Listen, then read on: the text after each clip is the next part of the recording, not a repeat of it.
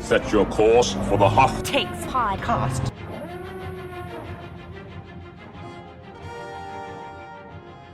Welcome back to Hoth Takes. I'm Eric Geller. And I'm Grace Seegers. Haley Bird-Wilt is not with us for this episode, but we're going to soldier on without her.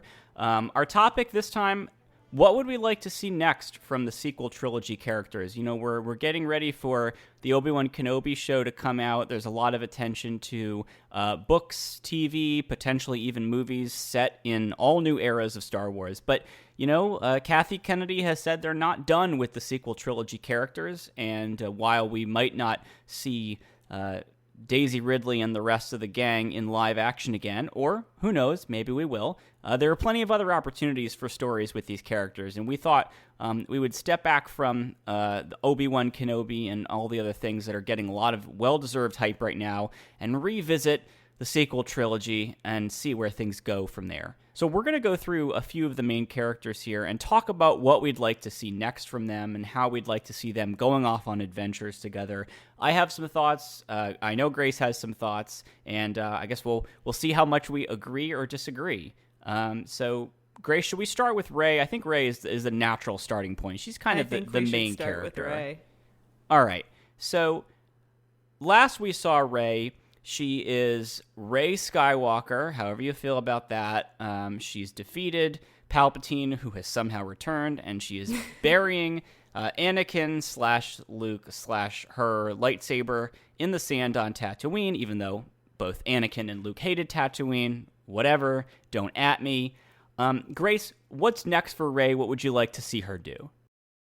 Well, I feel like I should start this by saying that, as you all know, if you have listened to our episode 9 episode where we talked about Rise of Skywalker, I did not enjoy that movie at all, and I think that all of the endings for each character is dumb. So I feel like I just need to get that out of the way before I can even say anything, because I'm frustrated that we're even here in the first place. But here we are with Rey and her golden lightsaber, saying that she is Rey Skywalker to the random nosy old lady on Tatooine. I think that it would be pretty cool if she traveled the galaxy and rebuilt the Jedi Order, perhaps finding other Force-sensitive folks and sort of reclaiming the legacy of Luke and Leia to some extent, but she has given herself the name Rey Skywalker, and I think that we are supposed to glean that she takes that mantle very seriously. And something we know about Luke is that he was very dedicated to rebuilding the Jedi Order, which ultimately was a failed effort, but presumably he laid some groundwork there, and I really think that Rey would try to take that up and perhaps dedicate the rest of her time to sort of rebuilding the Jedi Order. We know she has the Jedi texts and kind of picking up where Luke left off. Yeah, I love that. I totally agree. I would really like to see her restart the Jedi Order, because I think the galaxy does need the Jedi. You know, the whole last movie was, and part of of episode 8 was basically about how Luke was wrong to say that the Jedi need to die. In fact, the galaxy needs the Jedi. But hopefully this time, you know, as you said, you know, Rey needs to avoid making the prequel trilogy Jedi's mistakes when it comes to things like attachment, and perhaps even when it comes to things like the relationship to the galactic government. So I do want to see the potential for a more compassionate, flexible Jedi Order, the kinds of policies that Rey would come up with, having learned from, again, you know, working with Luke, understanding Luke's own flaws, understanding where he went wrong, understanding where the prequel Jedi went wrong. One imagines that in those books that Rey took from the tree on Octo, there are perhaps some stories there about the prequel Jedi and where they went wrong. We don't know, but it would be really interesting to watch her learning from those mistakes. Grace, one thing that I think is really interesting about Rey in this time period is what is her relationship like to whatever comes next for the galactic government? They're probably going to build some kind of new republic again.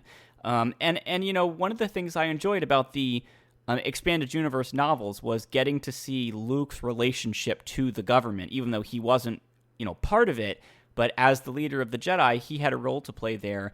And something that you sort of see in the sequels to a degree is that people kind of worship Rey in the same way that in a lot of the, for example, in the canon Star Wars comics, you see a little bit of this in the original trilogy era with Luke. People sort of treat him like this godly figure because he is a Jedi, he's destroyed the Death Star, et cetera, et cetera. And I would like to see a little bit more of that fleshed out in terms of, these people around Rey see her as a mythical figure because of what she's done, especially after defeating Sidious. She, of course, has her own doubts about her abilities and the path that she's on. Not to say that she is paralyzed by doubt all the time, but everybody has doubts. And I think especially when you are in a leadership role, when you are put on a pedestal, it's natural if you've struggled in your life to wonder if you deserve to be there, even if everybody around you thinks that you do. I would really like to see stories where we watch her work to deserve this mantle that she is being given and to be that source of inspiration and hope that, both Luke and Leia were in earlier times. I think on a meta level that whatever Disney Star Wars does next with these characters, they could learn a lot from the expanded universe that they so callously threw away. But what I mean is just in terms of continuing the story in a way that may not necessarily be through film, but really building a rich tapestry of what happens next through books and comics. And as you were talking about some of the challenges that Rey might face, it made me think of the Heir to the Empire trilogy. I believe it was trilogy. With Thrawn and how Thrawn first showed up in the expanded universe as an antagonist to Luke and the trio, and how it would be really kind of cool to have a Thrawn-esque villain for Rey to come up against, and for her to sort of be assuming this role, like you're saying, with the New Republic, dealing with her own doubts, and then come up against some kind of villain. I think that if they wanted to, there is some pretty fertile territory for them to essentially build a new expanded universe. And it's kind of a different situation because the expanded universe novels of the late 80s, 90s, 2000s were pretty much all written with the expectation that there weren't going to be any more sequel movies, and we don't necessarily have that certainty anymore. But I think that if they wanted to commit to continue telling these stories, that there is some really interesting ground for them to run, and that's how I guess I would tie it to Rey, would be to give her a really good antagonist for books or comics. Right. I mean, one thing we haven't seen with Rey is when she's the only source of authority. In Force Awakens, Han was not in charge of things, but he was sort of a father figure to her, and Leia was still around. In Last Jedi, Han is gone, but Leia is still very much in charge, and then she meets Luke, and she spends that time, working with Luke. Rise of Skywalker, Luke is gone, even if she is able to commune with him, and then she loses Leia. And so it's like, oh, okay, after that, there's really nobody else from the older generation who is regularly around advising her. Lando is alive, but we don't know. We don't know to what extent he's going to take on a more active role. He could, but we have no reason to think that he would. So she's really got to do a lot of this for herself. And again, I think, that Heir to the Empire analogy is so great because here's Rey. She's young, but she's super powerful. the people who have been mentoring her are gone. A lot of people are going to be looking to her to solve a lot of problems. And that includes problems that the galaxy hasn't faced before. And she's got to figure out how to fit into this new role that people are shoving her into of sort of the leader, and how that works. I would imagine with whatever government is being set up, they might be a little bit wary of having her take on that role when, nobody elected her. So I think there's all kinds of interesting storytelling you can do there. And as you point out, the template here, Heir to the Empire, is from an era when they thought that they could basically just do whatever they wanted, and that they needed to figure out a way to keep going after that joyful final scene of Return of the Jedi. If they decide to do something like this with Rey after the sequels, it doesn't have to be that exact same thing, but I do want to... First of all, I want to see more with these characters. Second of all, just because Sidious has been defeated and the First Order has lost, the Final Order has lost all of those ships, doesn't mean that they're necessarily gone, right? We saw this with the storytelling in the lead up to The Force Awakens. The Battle of Jakku was the end of the Empire. The Battle of Endor was not the end of the Empire. So there's an opportunity to continue to use that villainous force, or to just pick a new one and say they're the new big bad. But people sometimes sort of frown or get a little bit dismissive of the idea that there always has to be more to the story. That a happy ending is never really the end. But that's life.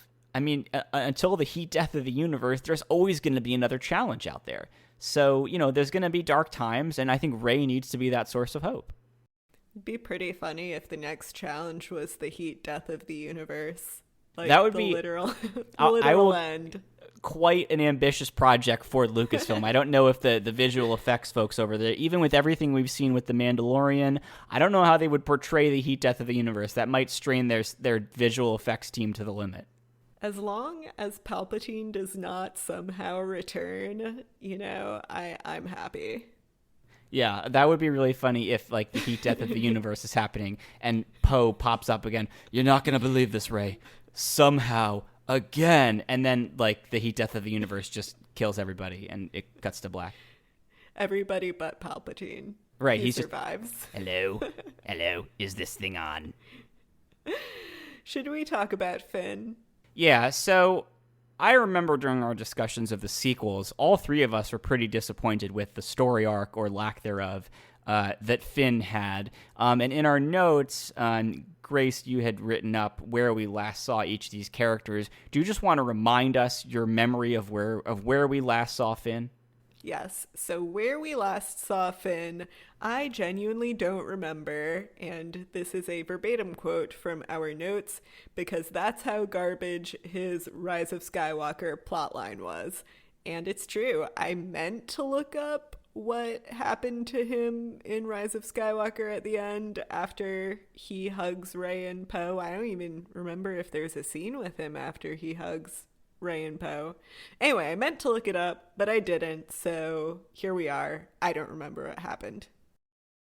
Well, I'll say this. There was a lot of talk about, and the leaked script for one draft of Rise of Skywalker would have had him going off and leading a stormtrooper rebellion uprising on Coruscant that would have freed Coruscant for the Republic. I do still want to see him using the skills and the values that he has developed, first as a conscript in the First Order, then as a willing member and leader of the Resistance. I mean, he's a general at this point by Rise of Skywalker.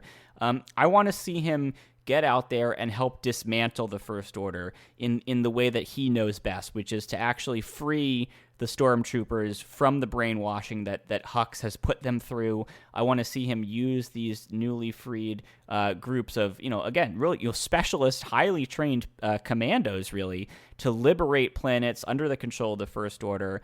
That's where I would like to see him go, because I think that's the unique skill set and the unique background that he brings to the story. But Grace, I know that you were interested in seeing something a little bit different from him. Yeah, I think what I would like is justice for Finn's character in another way, and for him to become a Jedi and have that aspect of him realized, because it was cruelly teased throughout the sequel trilogy that he was Force sensitive and that he could be a Jedi as well. And we just never saw that come to fruition. I think that was a major mistake and kind of an insult to Finn's character and John Boyega that he was promised something that didn't end up panning out. So I admit that what I would like to see from Finn's character would be kind of a little bit of justice for what we didn't see in the trilogy. So I would like to see him realizing that he's a Jedi and also working to restart the Jedi Order. But that said, I do also really like the idea of him working to deprogram other First Order stormtroopers and sort of act in this liberating front. I think that's also important, and I think that would really fit in with his character. So I don't know, maybe there's room for both. Like, maybe he can realize he's a Jedi and team up with Rey occasionally, but also continue his own mission and have his own agency on that front. So that's kind of a have your cake and eat it too answer, but that I'm hungry and I want cake. Yeah, I think there's room for both. I think, embracing his Force sensitivity, learning from Rey about how to use his abilities, how to achieve calm, balance, focus. These are skills that can be combined with his own existing skills and background to make him even better at that other kind of mission, if he wants to embrace it, of going around and showing people the light, helping them do what he did, and weakening the First Order in another way. And so I think that possibility is there. The other thing that I would like to see, and I would like to know your thoughts, Grace, is I think we were also robbed of the Rey-Finn romance, and I would still like to see it happen. Is that something you want to see? Yes, I think that would be awesome. I do think we were also robbed of the Rey-Finn romance. The thing is, so here's where I'm conflicted. I think that we were also kind of robbed of the Finn and Poe romance. Yeah, I knew you were going to say that. So the thing, honestly, I would be happy with either. I genuinely would love either option. So I don't think that Finn and Poe is likely, because, Disney, Star Wars, they're not ready to commit to that. We all know it. Well, what they could do, Grace, is they could just write all the stories in a way where when they send them to China, they just chop out all those pages. And so, you could have that for the American audience, but then the Chinese audience just gets a book that's like 2/3 as long, and just has strategically removed pages. Yeah, that'll solve it. That's the way to do it. I am being very sarcastic. That's not the way to do it.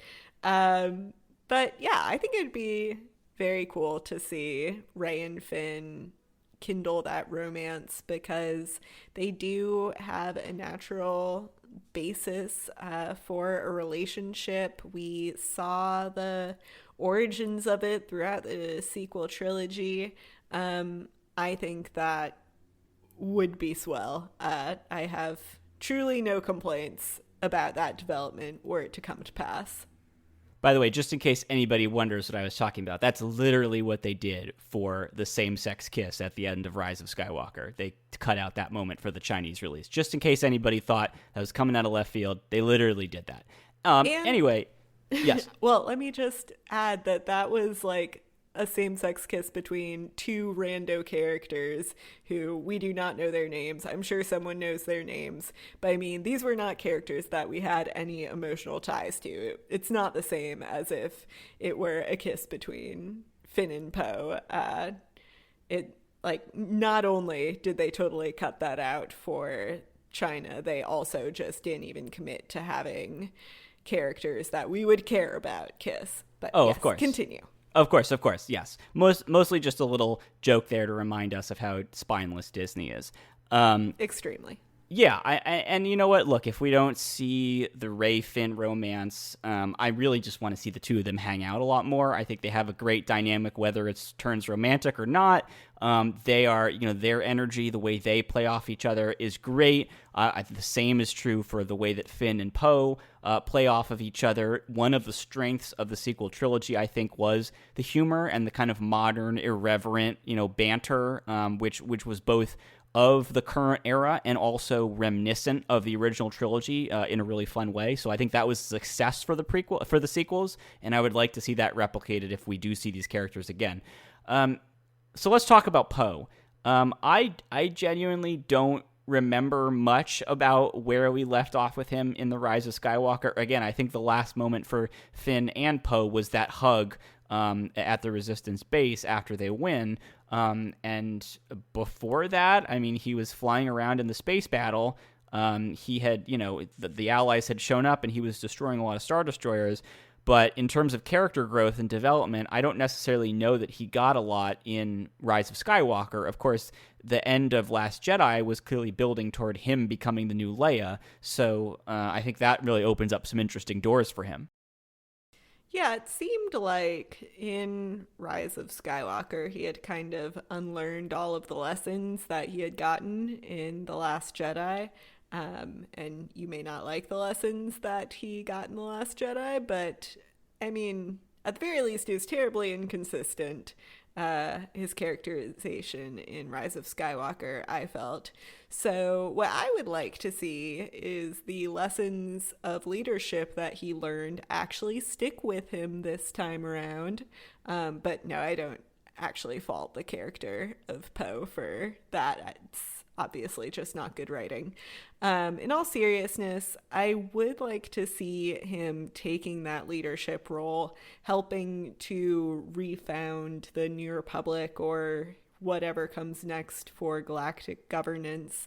And I think one of the very, very few good things about Rise of Skywalker was seeing that interplay between Rey, Finn, and Poe and having them interact as a trio more. And I would just genuinely want more of that. I want him to be hanging out with Rey and Finn more often, even if it is completely platonically.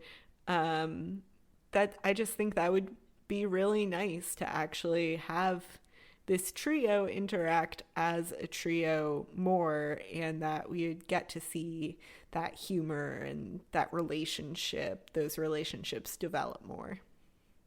Yeah, I think it's clear that he is the person to take up Leia's mantle to, because you get that, as you said, that character arc of going from that hot-headed, impulsive character who destroyed the entire bomber squadron to somebody who understands the need for the value of restraint and discipline. And yes, I would like to see him kind of relearn those skills and really do what Leia was clearly grooming him to do, which is to help reform the galactic government.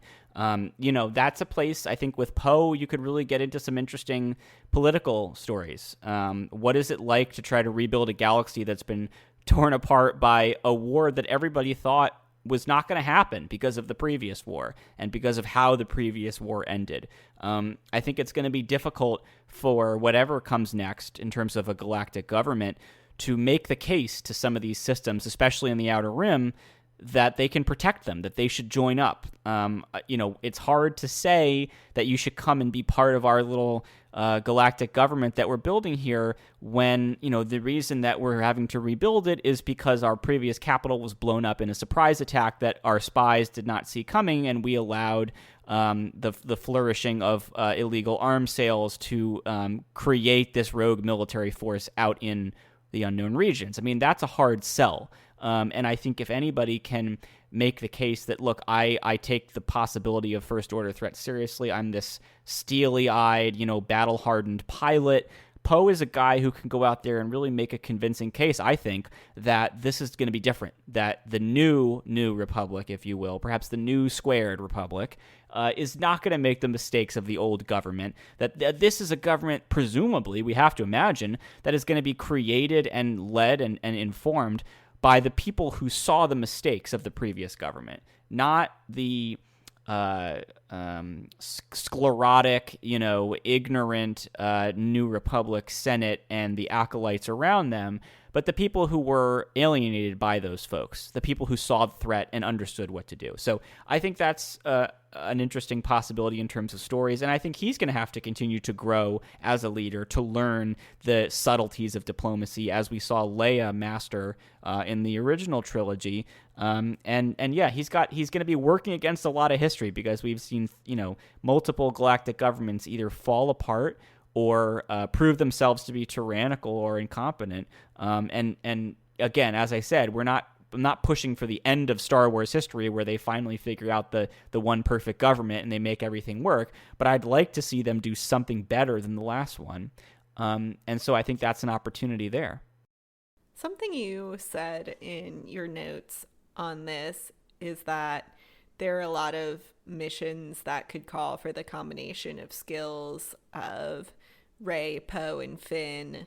And I think that is a really fun idea of having these kind of side quests. Like, they're the big three, they're doing their own things. Poe is, rebuilding the government and trying to get people to trust him, and Rey and Finn are doing their respective things, but they have to get together for some silly side quest, and they just have a little adventure together. And I really like that idea. I like the idea of them just getting together regularly to go on some kind of mission that is related but not pertaining to the really big stuff, just them dealing with something relatively small and working together as a team. Yeah, I think there's two ways to do it. One, and you can do them both. One is that they get together for these side quests where we really get to, it's more of a personality-driven story. We get to see them having fun. The stakes are lower. They can really be themselves. The other is when the threat starts to pull them together as they're off doing their own thing, they end up crossing paths because the threat is so big that it has aspects that they're all dealing with, and they have to team up to defeat it. And so, I mean, there's it's not quite the same as the Avengers, but it could be somewhat similar in the sense that you become a fan of each of them individually across their own stories. And this is something that I think a comic would probably be best positioned to do, is if you have comics for each of them, you could have a crossover where they realize that the threads that they're pulling on are actually part of a broader tapestry, and they all need to team up. And this is something that's really too big for one of them to handle on their own, and we get to see them flex their individual unique muscles to take down this threat. So, there's just a lot of possibilities there with this trio. Yeah, I love that idea. Should we get controversial now and talk about the late Ben Solo? Yes, it's funny. As you said, should we get controversial and talk about him? I was suddenly struck by the need to sing. I'm assuming you've seen Encanto. But I was going to say we don't talk about Solo. Yes. But we do. The thing is that we do have to talk about Ben Solo. We do have to talk about him. Yeah. So last time we saw him, he was dying a stupid death.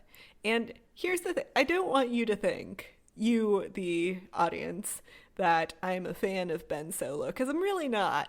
But I still think that his death was dumb. And what I would like to see next is, this is absolute fantasy and will not happen, especially not in the way I want to see it. But since the topic of this episode is what would we like to see happen next, I'm just gonna spitball my silly, crazy idea that will never happen. So I would like to see him revived somehow, and then go to trial for his war crimes. And, I believe in some sort of redemption if he's willing to work for it. But I feel like trial is a good thing for him. And since Eric, as you noted, there might be some potential for shipping if he is revived. Well, in my perfect universe, there isn't. He just goes to trial and thinks on his sins, and that's his future. So they sort of pull a Napoleon, where they just like put him on a deserted planet somewhere, and he's supposed to just contemplate his failures. Well, I think he should go to trial. Like, I think there should. But I mean, after that, like, presumably he will get convicted, unless, what a twist! Can you imagine, like, the comic miniseries, the 10 issue comic miniseries, The Trial of Ben Solo, and the last issue is like, they get you see like the cutaway scenes with the jury pool, and then finally the very last issue, like the last 3 pages, is the shocking acquittal of Ben Solo, and then he just goes free. No. Again, since this is my perfect universe of what will happen, that would not happen.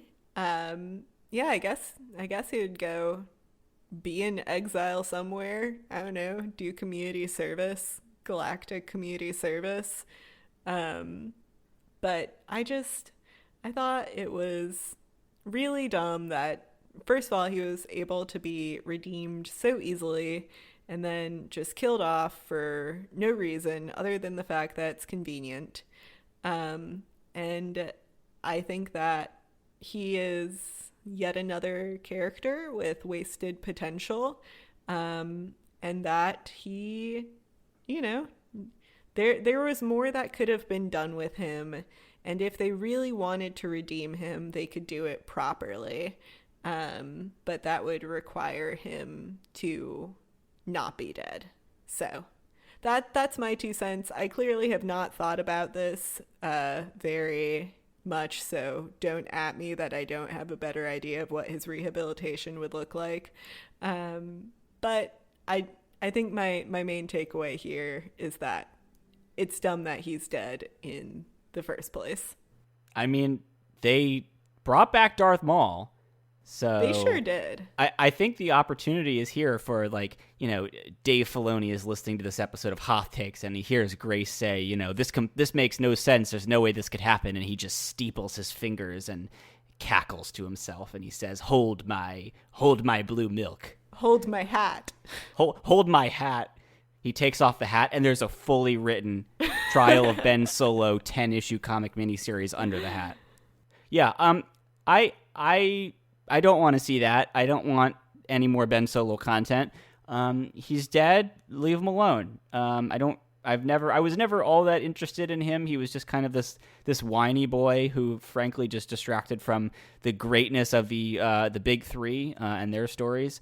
As I had said before, don't give Reylo even the possibility of a chance of a hope of a dream. Just, what? Death is the one bridge that the shippers cannot cross, although I'm sure some shipper out there has thought that through already. Don't at me. Leave him alone. I feel like I want to amend my statement to say that I don't really want any time put on him at all.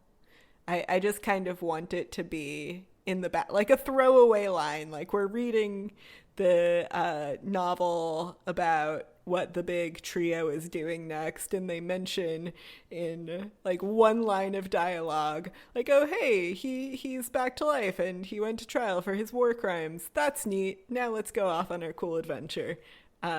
It's got to be Poe, and it's got to be somehow Ben has returned anyway, and then they just go back to what they were doing. Yes, that's what I think.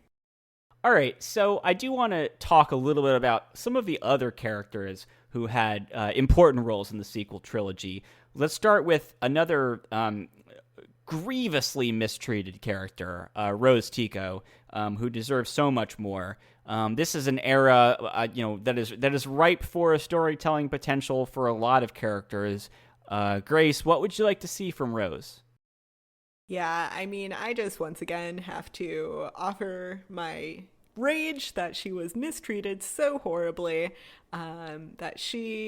the character, Kelly Marie Tran, the actress, and once again, another example of Disney being really spineless and just rolling over for the worst subsets of fans. I had to get that off my chest. Now that is off my chest, I would love to see a book or maybe even a comic series just dedicated to her and what she does next. And I think she's going to play a really big role in founding the new Squared Republic. And I want to see her involved in some political intrigue. Like when I envision a story with her, there's going to be like a kind of fun, almost spy element to it, just like court politics and her trying to navigate it and being this voice of truth and reason and in a formerly corrupt, now rebuilding galactic government. And I just really see her being a crusader and a reformer and playing a really big role in whatever happens next for the New Republic. Should it be the New Republic V2? Too New to Republic. Or like New Republic final real final.pdf. Yeah, Too New to Republic is actually really good. Yeah, I like that idea. It's funny, when I was preparing notes for this, I had thought, okay, well, she is an expert mechanic and she has a head for ship designs and ship repairs and all that stuff. So the ultimate expression of that is for her to become sort of the lead, logistics supervisor for the New Republic. She helps design the ships, build the ships, almost partially a tribute to her sister, who was also a key part of the New Republic fleet. And she generally is in charge of making sure that the fleet is gets the supplies that it needs and is designed properly. And I do think that would be a continuation of what we've already seen her do, but there's really two paths. One is for them to sort of accelerate her on this journey of what she was doing before, which is working with the ships and ensuring that element of the fleet is ready to go. The other, as you said, is to take kind of a more values-based approach, sort of like with Finn, taking the lessons that he's learned there, not just the skills he's developed, but also acting on his values. For Rose, that is, trying to, stamp out slavery and, illegal arms dealing and all forms of oppression across the galaxy. And there is going to need to be somebody that the voice of the sort of the conscience of the new, of Too New to Republic, who is basically on Poe's case all the time about, hey, we can't make the mistakes of the past that leave people embittered and disillusioned with our government. We need to actually be a forceful and effective presence in their lives. Otherwise, they're not going to support us when we need them. And I think that would be a really interesting opportunity for her. I think, in The Last Jedi, she really is that voice who... She understands what the resistance is for, how it presents hope to people, and her own role in acting as a liberator in whatever way she can. And I think that's really the origin story of her realizing that she can take leadership roles based on her values and definitely be haranguing Poe about what's right. And, I think that's really fertile ground for her. Of course she's a mechanic. She can also do cool technical stuff because she is a multifaceted person. But that's what I would like to see from her, to have really be the conscious of Too New to Republic government. Yeah, and it also creates an opportunity for tension that is not based on black and white ideological opposition, right? She can be clashing with Poe, even though they're on the same side. They like each other. They respect each other. But Poe has to be the pragmatist in a lot of ways. And Rose is colored by her past to a degree where she's decided that she's going to be the champion for the downtrodden and the oppressed at all costs. And sometimes that's going to present Poe with problems, and he's either going to side with her or not, but it's going to have implications for this government. And I'm just sort of acting like Poe's in charge of the government, but whoever it is, Poe's probably going to be there along with them, and they're all going to be talking about what to do. And here's Rose saying, we need to do this in all circumstances, and Poe and others are probably going to have to make a decision about what do we lose if we go that route. And sometimes it may not be a simple choice. I could really see Rose being more on the civilian side, as it were, and Poe being more on the military side, and having that kind of tension in their relationship. But yeah, love this spitballing.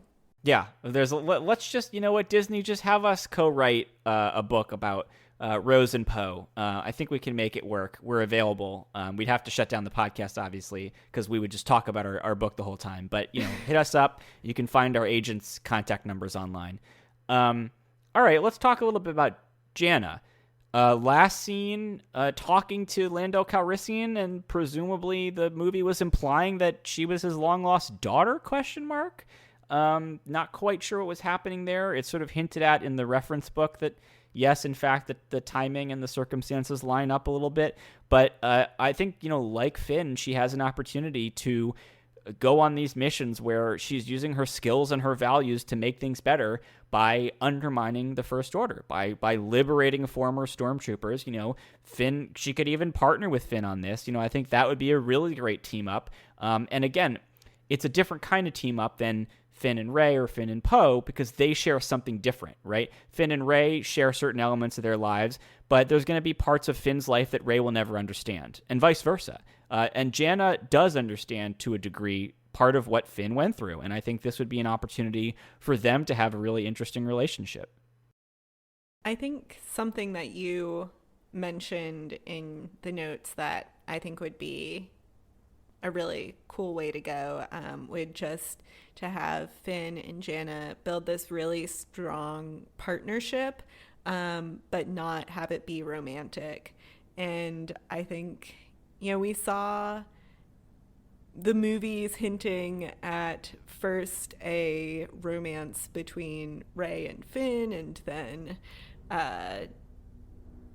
for whatever reason, my theory is, of course, the spinelessness, not going through with that, and then hinting that maybe he would be with Rose. JK, no, maybe he'll be with Jannah.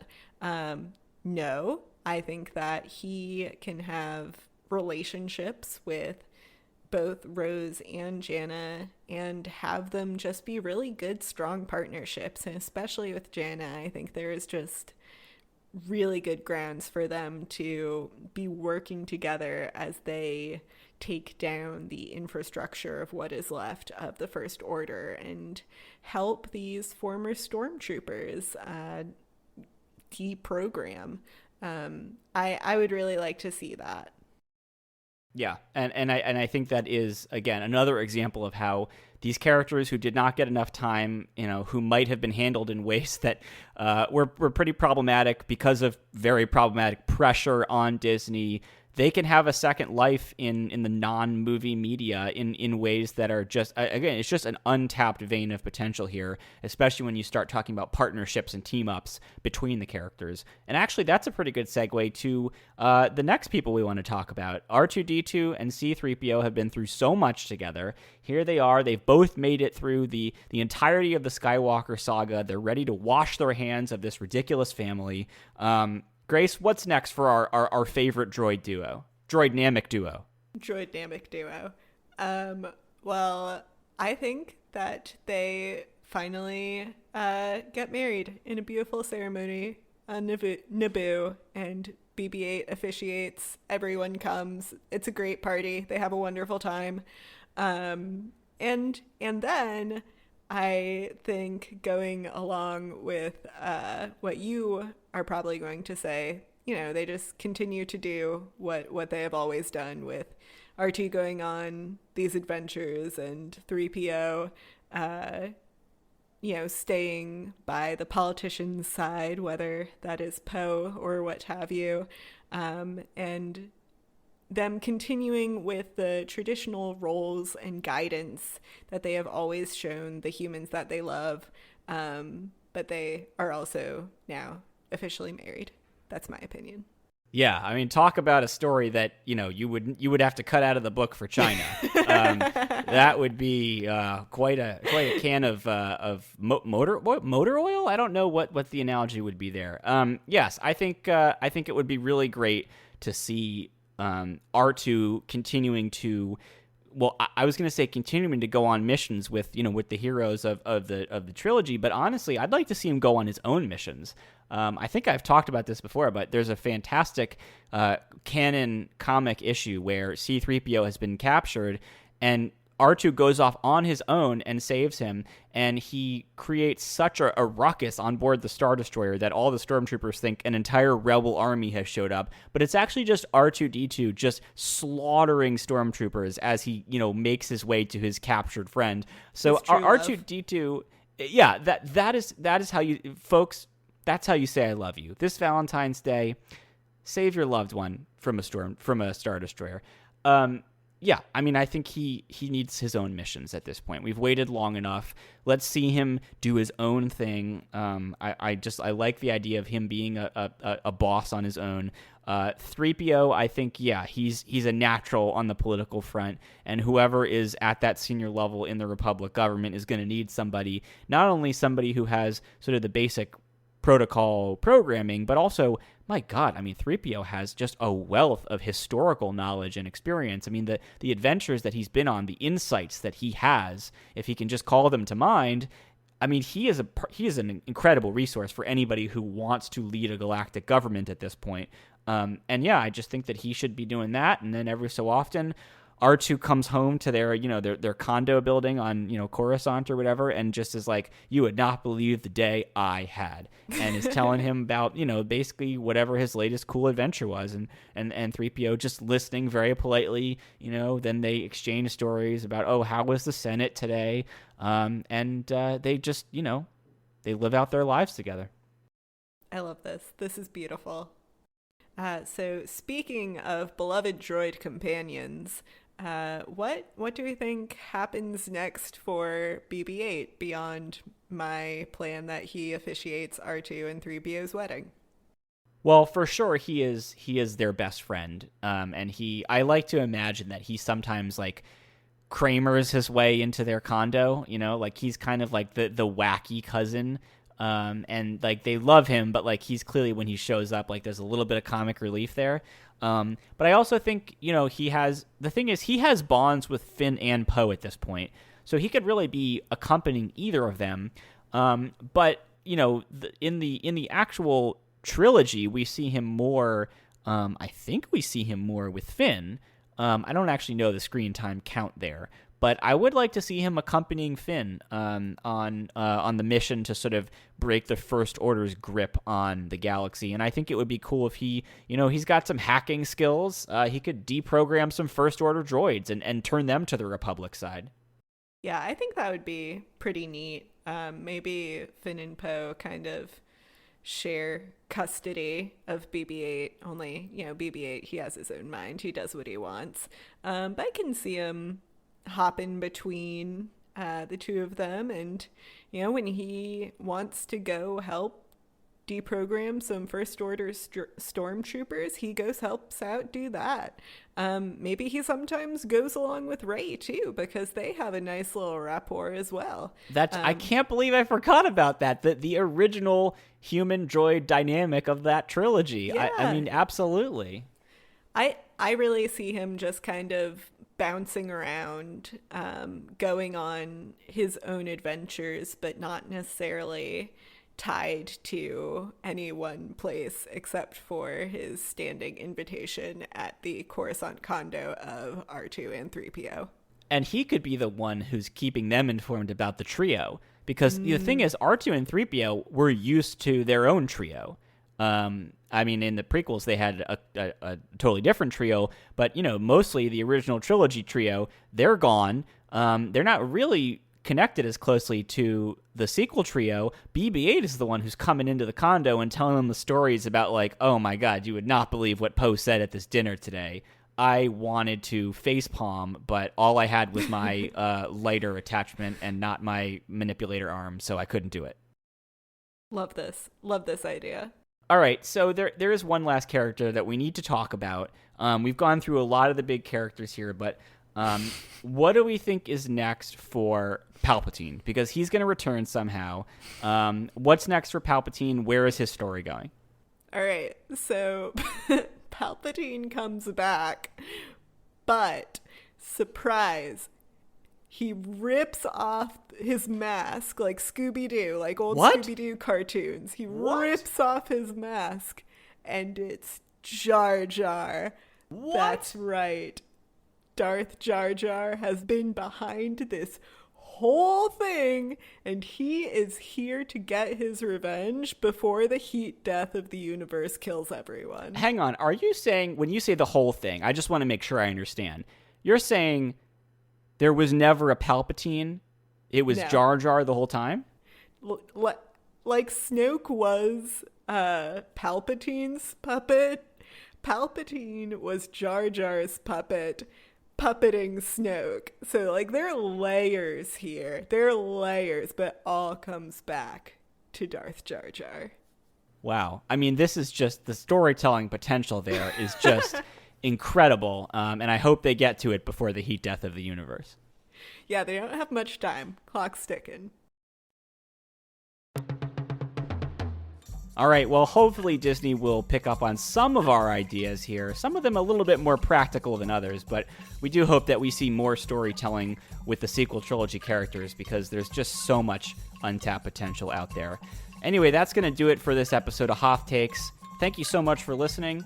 If you want to share your thoughts about this episode or suggest topics for future shows, you can email us at hothtakes@gmail.com or find us on Twitter at hothtakes. I'm Eric Geller on Twitter. Grace is Grace_Seegers, and Haley is Birdinator. Haley made our wonderful logo and banner art, and I edited the show, and I put together our music. And again, for legal purposes, we do want to point out that all Star Wars themes and sound effects are the intellectual property of Lucasfilm. If you want to listen to previous episodes of Hoth Takes, you can do that on our website where we have a complete archive of episodes, hothtakes.wordpress.com. And if you like the show, please share it with a friend. You can find Hoth Takes on all the major podcasting platforms, including Apple Podcasts, Google Podcasts, Spotify, and Stitcher. We'll see you next time. May the Force be with you.